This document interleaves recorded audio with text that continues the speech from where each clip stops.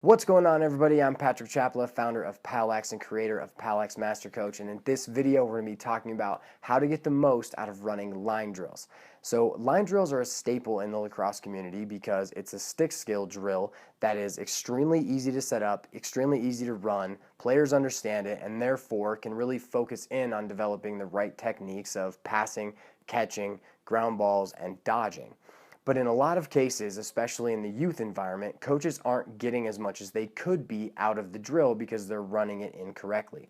So in this video, we're going to be going over 4 ways to ensure that we can get the most out of our time when running line drills. I'm going to show you exactly how we like to set it up, how we like to run it, and then we're going to add in 6 specific ways that I run the drill so that we can make sure that our players are remaining challenged and can work on multiple skills. So let's get started. To make sure we're getting the most out of running line drills, it's important that we consider and most likely implement these 4 suggestions. The first is that we want to make sure we're creating as many lines as possible when we are running line drills. I've been to some youth practices where a coach was running line drills with 10 players in each line, with 5 on one side and 5 on the other. And if you're running a line drill with 10 players in each line, you're dramatically cutting down on the time each player spends actively practicing skills within the drill. And to solve this, we just have to make more lines.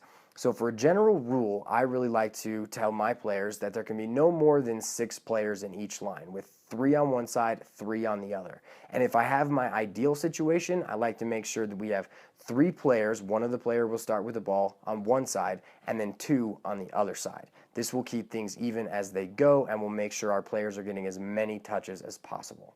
The second way that we can get the most out of running line drills is by increasing the number of passes that players will make as they move from one side of the line drill to the other. So rather than having players catch the ball, pass the ball, and then get in the other line, we like to run what we call 3-pass line drills, where players are exchanging the ball 3 times as they run from one side to the other.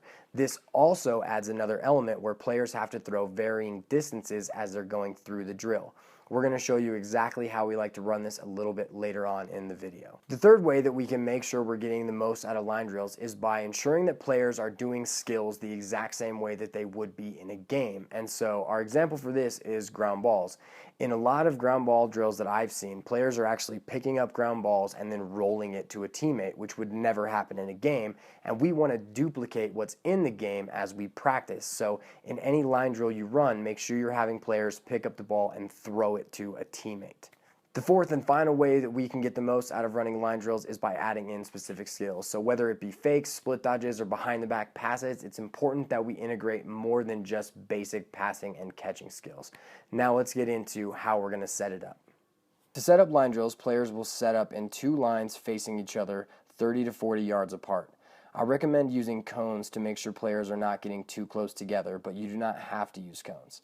The optimal number of players per drill is 5 or 7 to ensure that players are actively participating in the drill and not waiting in line.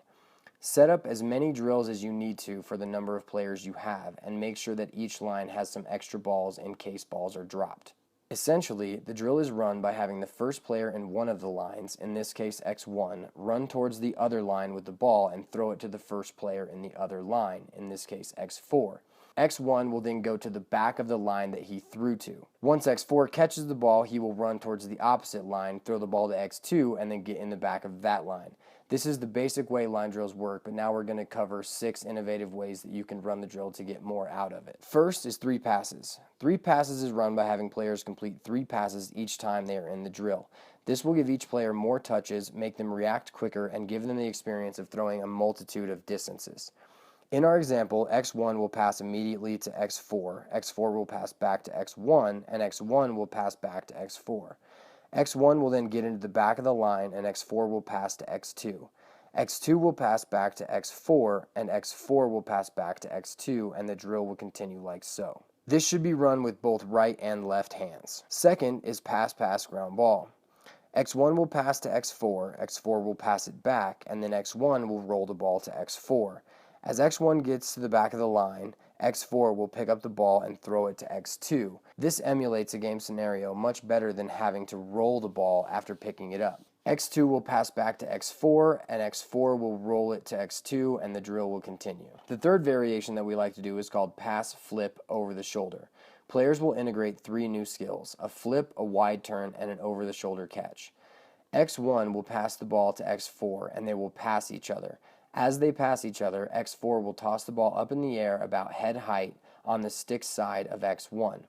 After catching the ball, X1 will wide turn away, making sure to keep his feet moving the entire time, and pass the ball to X4, who will catch the ball over the shoulder.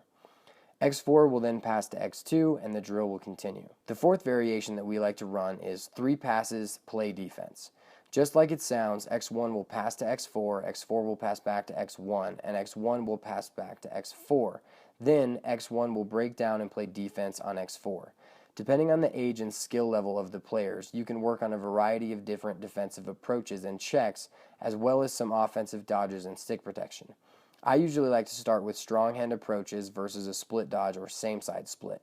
If the ball hits the ground, simply have players pick it up and continue the drill. For the final 2 line drill variations, we're going to use cones to set up some dodge locations. About 10 yards inside the line cones, place 3 cones in a triangle pointing towards the line cones.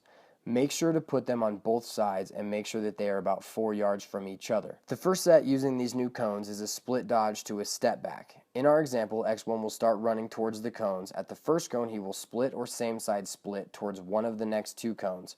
Once he reaches the second cone, he will step away, mimicking the same mechanics used in stepping away from a defender to get his hands free to throw a ball, and he will throw it to X4. X4 will throw the ball back to X1. At this point, I like players to work on catching the ball moving into their dodges. So to help this, I like for X1 to wait a moment so he doesn't close the distance to X4 too quickly. X4 will then cut towards the cone, receive a pass from X1, and fluidly split dodge on the first cone before stepping back and making a pass at the second cone, and then the drill will continue on the other side. The 6th variation incorporates a double move and is called split, roll, step away. Like the previous drill, X1 will run at the first cone and split dodge or same side split on the first cone. This time, when he reaches one of the next 2 cones, he will roll dodge towards the cone diagonal from the second one. When he reaches the next cone, he will step away and pass to X4. X4 will pass back to X1 and cut towards the cone, receiving a pass and doing the same dodges on the cones. As your players learn how to run these effectively, feel free to incorporate whichever skills that you like to advocate for in your program. As you incorporate these into your practices, remember to encourage your players and make sure to have some fun.